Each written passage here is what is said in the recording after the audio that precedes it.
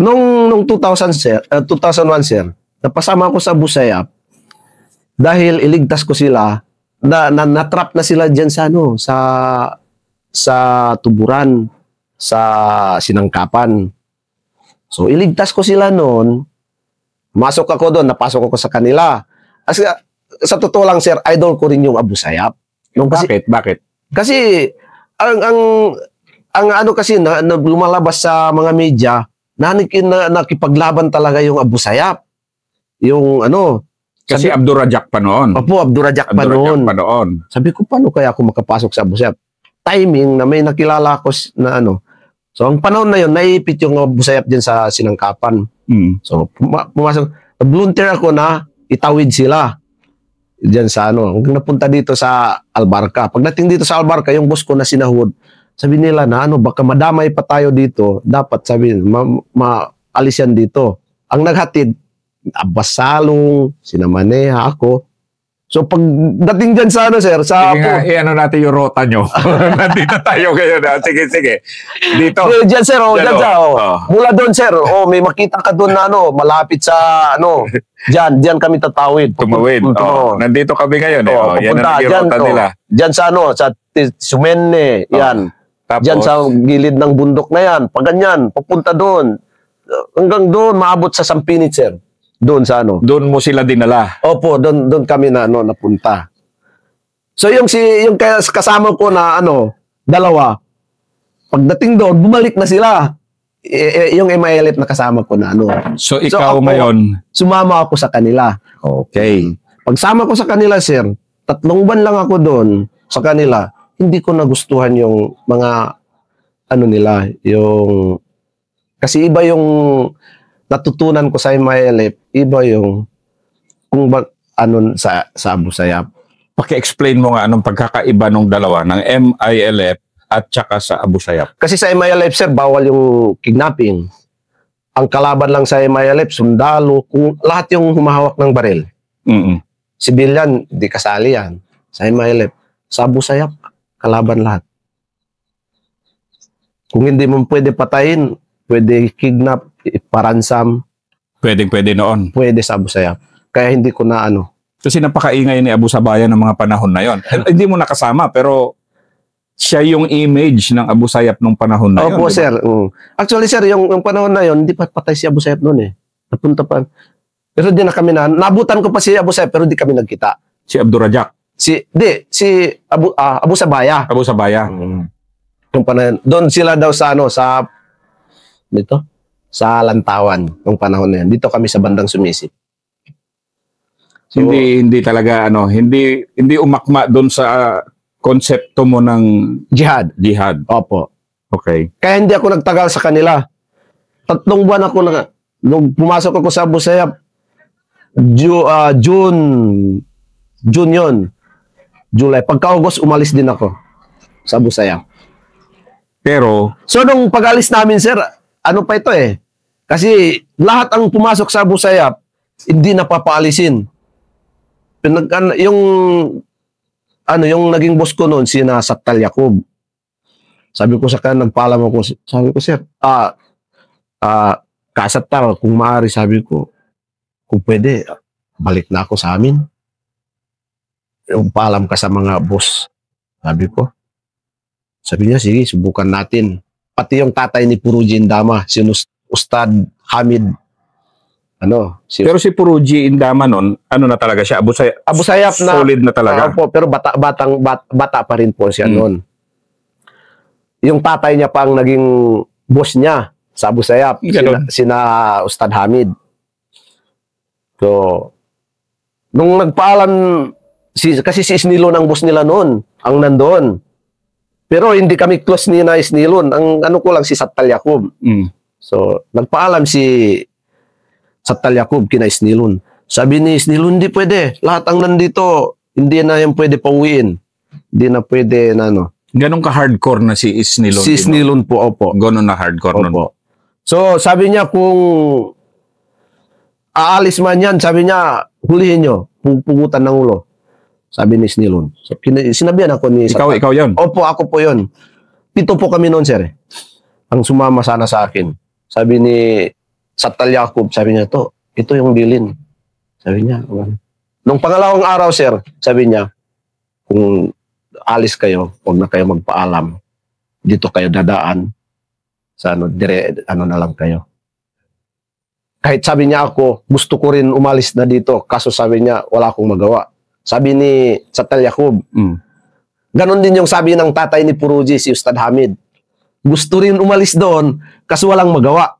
Kasi parang boss na kasi sila na kasama doon, may dala silang grupo. Kasi parang sa sundalo sila, company.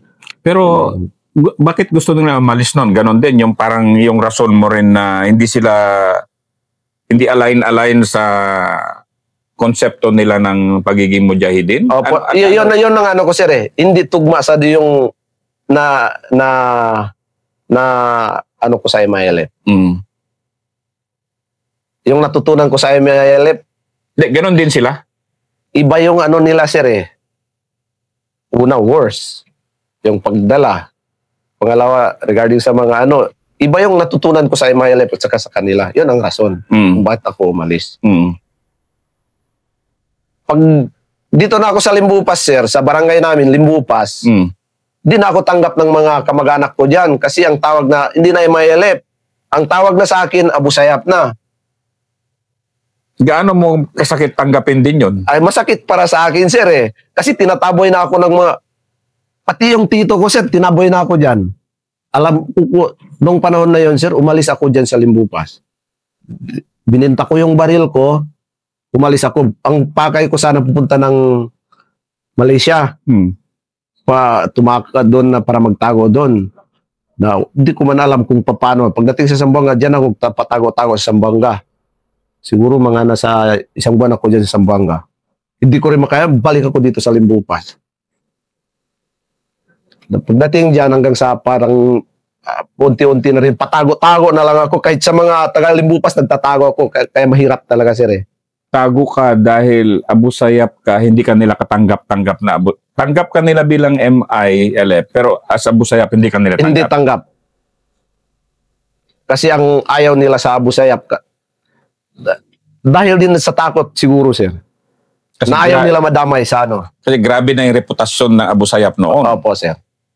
Sa dami ng hostages, namumugot ng ulo. Okay.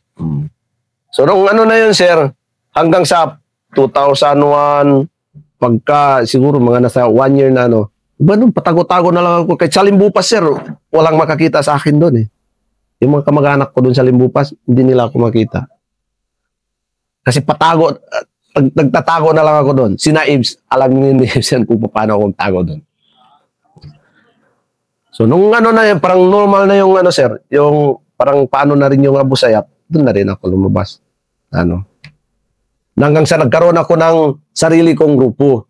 Pagka 2004, nagkita kami ni Puruji sa isang kasalan dyan sa Albarca. Doon na kami nagkwentuhan. Yun pala, napunta na si Puruji dito sa Barangay Baguindan. Sige nga, ikwento mo nga muna para sa isang commander. Ayaw mong tawagin commander, pero commander ka Para isang commander na katulad mo, bakit napaka-importante na magbuo ka ng mga, di ba, sarili mo ng baril yun, di ba? Sarili mo ng baril, sarili mo ng tao. Opo. Paano ba yung paano? Kasi nung MI ka, hindi, di ba? Hindi ganun yung utak mo pa. Kumbaga, kasama ka sa MI na sa grupo. Sila nagbibigay ng baril mo. Pero ito ngayon, parang ka na, di ba? Sarili mo na to. Kasi sir para maipagpatuloy lang yung jihad, yung parang nasa isip kong jihad, tapos, para may na rin ako sa sarili ko Protection sa sarili. Kasi wanted na rin ako noon. Yun ang lumabas na pangalan mo? Opo, lumabas na po yung pangalan. Kaya nagkaroon ako ng grupo. Diyan na po kami nanirahan sa Barangay Makalang. Kasama ko na sina Ibs Malat noon. Sinalong Malat. Yun ang mga naging kasama ko. Mga MILF din po. Pero ano ang purpose nyo na noon? I mean, kasi, di ba, hindi ka nangatanggap sa MI. Ayaw mo naman na ng ASG. Ano ang landas na gusto mong gawin na noon? ang doktrina na pinanindigan ko, sir, yung natutunan ko sa MILF.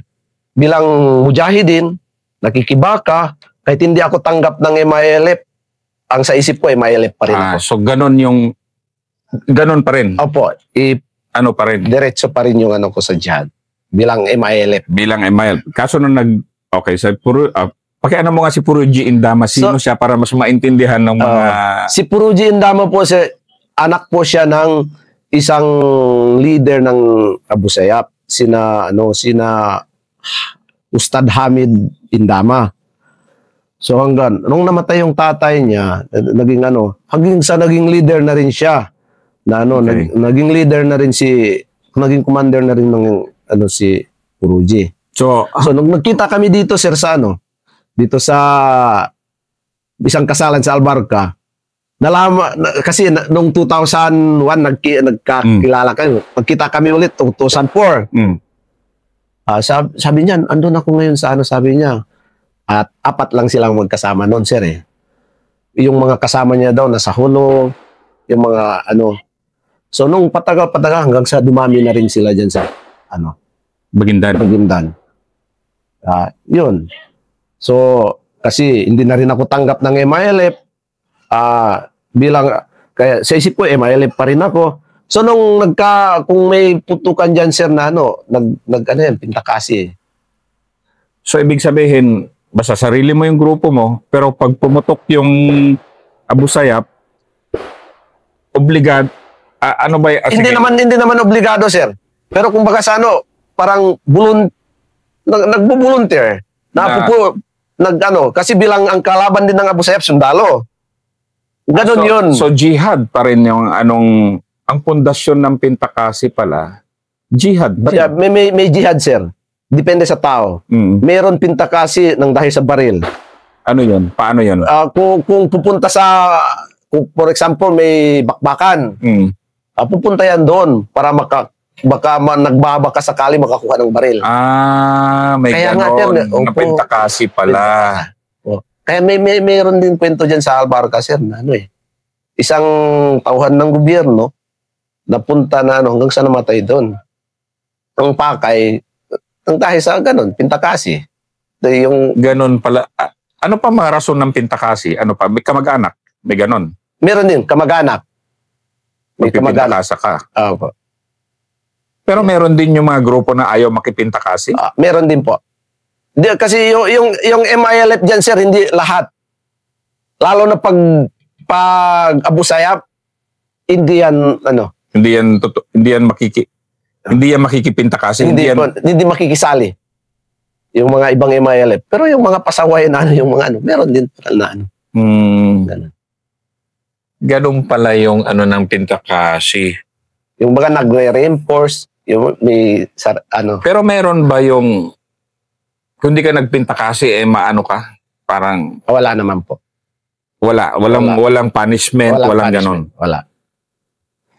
So, yung mga panahon 2003 hanggang 2018, ganon na po yung hanggang sa paglabas ko. Ang haba ng ganon yung diyan sa dito sa Tipo-Tipo, Albarca, ganyan. Ang haba ng buhay mo na ganon, na puro kasi sinabi mo kanina, pero lawless ang tawag mo sa sarili mo. Parang ganon na rin po, sir, lawless eh. Kasi hindi ako tanggap ng MILF. Ayaw ko rin naman na bansagan na Abu Sayyaf. Pero kung may labanan dyan, pupunta ako doon. Pag sundalo ang kalaban, ganon yung Okay. Pero mula nung 2001, ang bansag sa akin, Abu Sayyaf. Abu Sayyaf na. Kaya kung ano yung pinaggagawa ng Abu Sayyaf, isali na rin yung pangalan ko.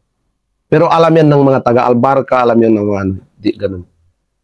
Kaya siguro rin ganun kakarespetado pa rin sa barangay nyo na kahit nung lumabas ka, alam ng mga kabarangay mo na hindi pala... Totoo, yung pinagsasabi sa ganun po, sir. Kaya pala. Opo. Kaya tanggap po ako, kaya nung nagdesisyon ako ng barangay, kahit yung barangay captain na tumigil na sa pagtakbo dahil...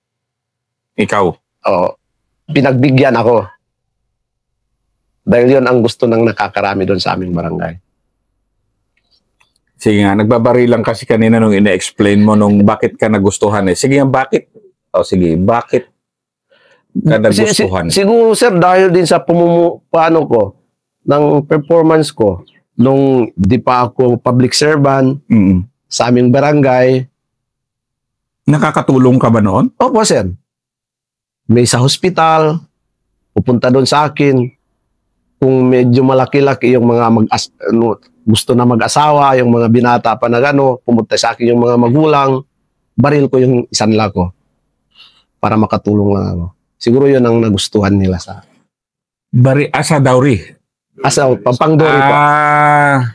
Sa hospital ganon din po. Kung pupunta doon, na sabi na, may ko, ganyan, tutulong ako. Nagustuhan ka sa ganon? Opo.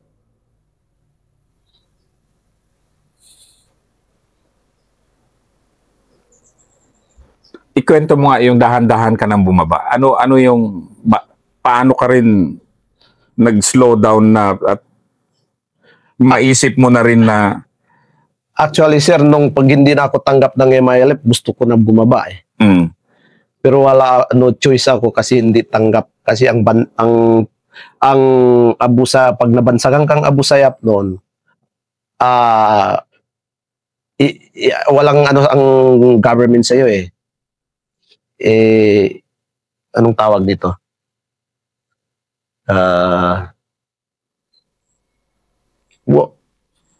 Terorista kayo? Di yun ang tawag eh. Kung sa Abu Sayyaf. Abu Sayyaf. Kaya walang, hindi kayo, di ba, hindi pwedeng mag-negotiate sa terrorist. Hindi pwedeng, di ba, yun yung mundo nyo nang magkatagal-tagal, di ba? Opo.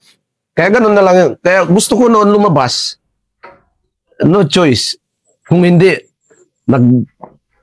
parami lang ng baril, ng kasama, para maproteksyonan at mapapatuloy na yung kung ano yung nasimulan bilang MILF. So, mahigit isang dekada, ganun ang buhay mo. Nagparami ka lang ng baril, nagpadami ng kasama. Opo. Dahil nga, para maprotektahan yung sarili at mapagpatuloy yung interes bilang jihad. So bilang wala ng grupo kasi hindi tanggap sa So nung pagkano ni Digong tanggap yung mga loles, tanggapin ng gobyerno, doon na pero may halong hindi pa ako nag-decide na bababa na kasi may halong takot pa na pero nung pinadala na ko ni Sec Garbes na sulat, Westmencom commander pa siya that time, nahikayatin na magbalik loob sa gobyerno. Kinausap din ako ni Hudli Maya, yung boss ko sa MILF. Sabi niya, samantalain mo na itong pagkakataon. Kasi bumaba na rin siya noon. Si Hudli Maya.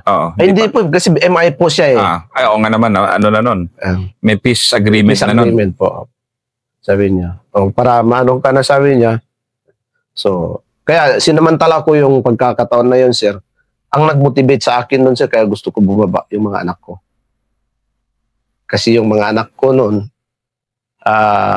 bilang isang magulang, ayaw ko rin na matulad na sa akin na yung naranasan ng mga anak ko yung dinanas ko. Anong mga edad na ba ng mga anak mo nung bumaba po ako? Pababa ka na. Pababa na. Kasi yung panganay, sir, ngayon, 21 na. 19. 17. So ano na no? Mga teenager na sila? Teenager na po. Kasi mga high school na sila nun eh. Tapos wala silang tatay talaga na masabi na wala po. Kanyan. Nag-graduate po sila ng elementary, ng high school, di po ako nakapag-attend. Pero noon, nakakababa ka pero tago-tago lang. Diyan sa... Limbupas. Opo sir, nakapunta po ako ng Limbupas pero never po ako na matutulog diyan sa Limbupas. Buong mundo na, buong... Opo sir, nung na ako ng Abu Sayyaf, doon... Kasi sa Albarca ka Albarca, kasi pag Albarca sir ibang usapan pag sa Albarca eh. Dapat kasi pag Albarca na mga bigay operation diyan pagpasok sa Albarca noon. Hanggang ngayon naman. Sige nga, bago ka pakikwento mo nga lang yung Albarca. Bakit talagang diyan talaga yung hindi... Kasi ang mindset ng mga taga diyan sir yung jihad. mula MNLF hanggang MILF. Iyon ang ano nila, jihad. At diyan yung grupo ng mga, yung ano ng MILF diyan. Kaya marami-rami yung ano mga MILF. Hindi kasi galing ako dyan kanina. Galing ako Albarca kanina di ba kay Vice Mayor.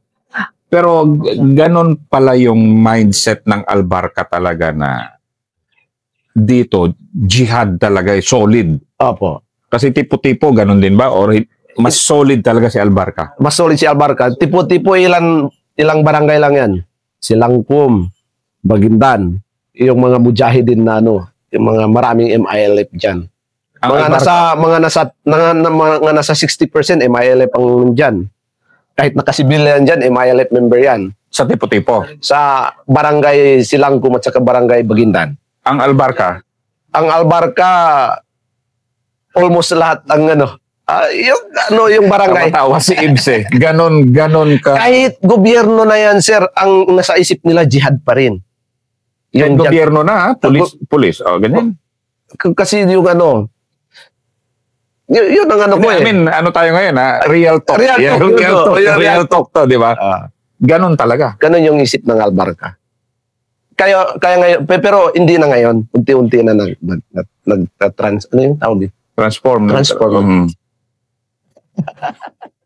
Hindi, at least kasi para sa mga susunod na henerasyon ng kasi may ano rin diyan sir sa ano ko ba? Kasi ang lolo mujahidin, ang anak hanggang sa apo. So meron din mga siguro gantihan, parang ano ganun. Parang kultura ng taga-Albarca na lumalaban. At kultura na ng Albarca na lumalaban. Parang pag mga ibang diba, palakay na lang natin, tropa na rin. Palakay na natin mga tropa ang pumasok, pag walang coordination, mangyayari talaga. So talagang ganon pala ang Albarca talaga, no? I mean, kasi galing ako ng Patikul medyo kahit papaano, di ba? Ang Albarca, ano pa rin talaga. Apo. Pero sa ngayon, unti-unti na rin paano, sir. Dahil nakikita ko sa mga sundalo, professional na yung mga sundalo ngayon. Kindat-kindat to. Hindi na dati. Yung kwento kanina. Hindi naman. Ranger kasi yun ang trabaho. Yun ang trabaho eh. Iba talaga yung Ranger. Ano yung kwento mo kanina? Ano yung kwento mo kanina? Kung yung ano yung kwento mo kanina? Sige. Yun pag ano eh, yung ulan ba sir na hindi masyadong malakas na patapos matagal. Di na kami matutulog sa bahayan sir eh. Baka gapangin tayo ng Ranger.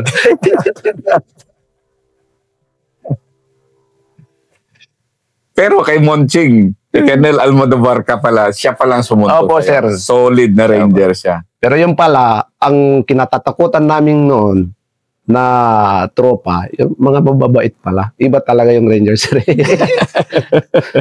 Kaya kung masabi na Ranger, sir, kasi ang nag-ano sa akin na naghikayat sa akin na para magbalik loob sa gobyerno, sina Sir Garbes, isang Ranger. So ang nagsundo sa akin sina Sir Almodovar, Ranger din. Pero nung nandun ako sa kanila, nakita ko kabaitan ng Ranger. So dito ngayon sir, nung 18IB pang nandito, naging kaibigan namin noon na sina Captain Torres. Super bait. Ranger din yun sir. Opo. Dito sa sa 45th, sina Captain Konya, ang bait din sir. Ganon? Oo. Ranger pa rin yun. Ranger ba yun? Na mabait ba yun? Katabi mo eh. Iba talaga yung Ranger. Opo sir, hindi sa ito. Mabait yung Ranger, pero iba sa labanan. Slight lang. Pero ganito kasi tayo mag-usap ng mga warriors eh. Kasi may respetuhan pagkatapos ng labanan, may respetuhan. Pero alam mo, pare-pareho tayo, katulad mo, itong ending ng kwento mo, pamilya, no? Apo. Pamilya, sir. Si Ibs, pamilya rin eh. Sige nga, ikwento mo yung naging buhay mo na pamilyado na ama na ano. Pagkatapos pagbaba mo. Nung pagbaba ko, sir, kasi ang nag-motivate sa akin, sir, unang-una, ang mga anak ko eh. Kasi anong sabi nila sa'yo? Hindi direct sinabi nila, pero nakikita ko sa ano nila, nahihirapan din yung mga bata. Kung susundin ko lang yung nanay, sir, na hindi napaparal yung mga anak, baka madamay pa sa ano. Sabi ko, hindi. Iba yung gobyerno. Kung sinong may kasalanan, yun din ang huliin. Wala yan, mga bata. Paparalin mo. Kasi nadadamay yung mga bata na sa'yo. Opo. Sabi ko, wag lang pagala na. Bahay, school, bahay. Ganun na lang yung, mula pagkabata, sir, ganun yung mga anak ko eh. Bahay, school, bahay. Na alam nila kung ano yung tatay nila. Yun, yung gusto kong tanong. Alam nila. Pero kaya naawa po ako sa mga anak ko. Kaya yun ang nag-motivate sa akin na para tanggapin na yung alok ni Sec Garbes. Anong kaligayahan mo ngayon na public servant ka and then parang from mujahideen to public servant na nung mujahideen ka pala nakakatulong ka sa mga tao pala kaya ka pala naging barangay captain din. Anong kaligayahan mo ngayon na naninilbihan ka sa barangay mo na minsan sa buhay mo halos itakwil ka rin dahil akala nila full Abu Sayyaf. Anong kaligayahan mo ngayon? Sobrang happy, sir. Hindi ko lang mailabas kung ano yung nararamdaman ko ngayon na kaligayahan. Unang-una, nakikita ko yung mga anak ko na masaya sila, makagala na sila, hanggang sa parang yung mga bata na normal na mga bata na sila ngayon. Kasi hindi ka normal eh. Opo, ang sir. Pagkabata mo hindi normal eh. Opo, sir. Kaya nga ayaw ko matulad sa mga ayaw kong matulad yung mga anak ko sana dinanas ko po, sir. Masaya po ako na unang-una nagpapasalamat po ako sa Panginoon. Hindi ko pinagsisihan na pagiging mujahidin ko. Iyon ang itinadhana sa akin ng Panginoon. Masaya po ako kasi yung dinanas ko, hopefully hindi na madadanasan ng mga anak. Sa aming barangay naman, masaya po ako kasi tanggap nila ako. Yun ang pinakamasaya na ano ko, sir. Kasi tanggap nila ako at saka binigyan pa nila ako ng pagkakataon maninilbihan sa kanila. First term mo ngayon? Opo, sir. Hindi, kasi ano to eh. Ikaw ang pinaka-top level na ano ko and masaya din ako na na-share mo. Lalo na rin yung pasalamat mo sa military na 27 years mo na kinalaban tapos makita mo kaibigan mo rin. Di ko akalain, sir, na gano'n yung ano eh. Alam mo, nung paglabas ko na ano, yung takot.